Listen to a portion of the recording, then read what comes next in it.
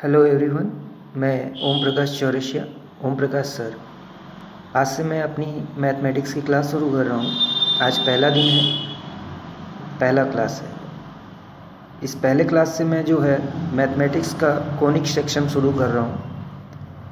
Conic section और conic शंकु या शंकु परिच्छेद।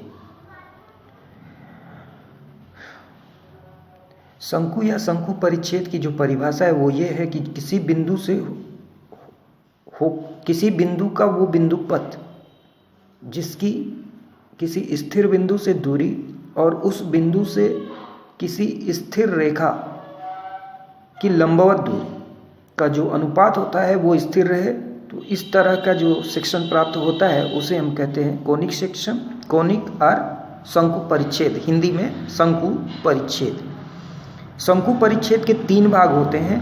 पहला है परवलय पैराबोला, दूसरा है दीर्घवृत्त इलिप्स और तीसरा है अतिपरवलय हाइपरबोला।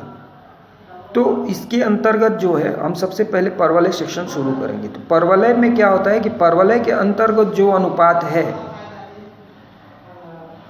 परवलय के जो रेखा चित्र पर ग्राफ पर या उसका जो सेक्शन है उस पर स्थित कोई बिंदु Pxy स्थित है, तो उससे स्थिर बिंदु या नाभिक की जो दूरी होती है वो उस बिंदु से निस्थिर रेखा यानी नियता की जो लंबवत दूरी होती है उसका अनुपात जो होता है वो 1 होता है, 1 होता है।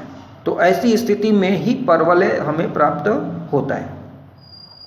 यानी हम कह सकते हैं कि जो PS/PM है उस अनुपात को हम जनरली उत्केंद्रता इसेंट्रिसिटी कहते हैं, और इसेंट्रिसिटी जो होता है वो PS/PM का जो अनुपात होता है वो 1 होता है।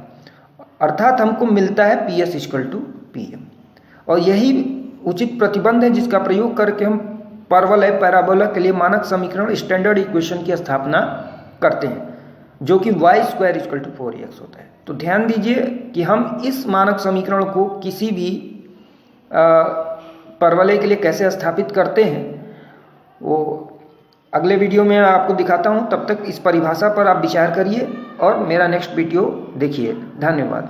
सी you again in next video.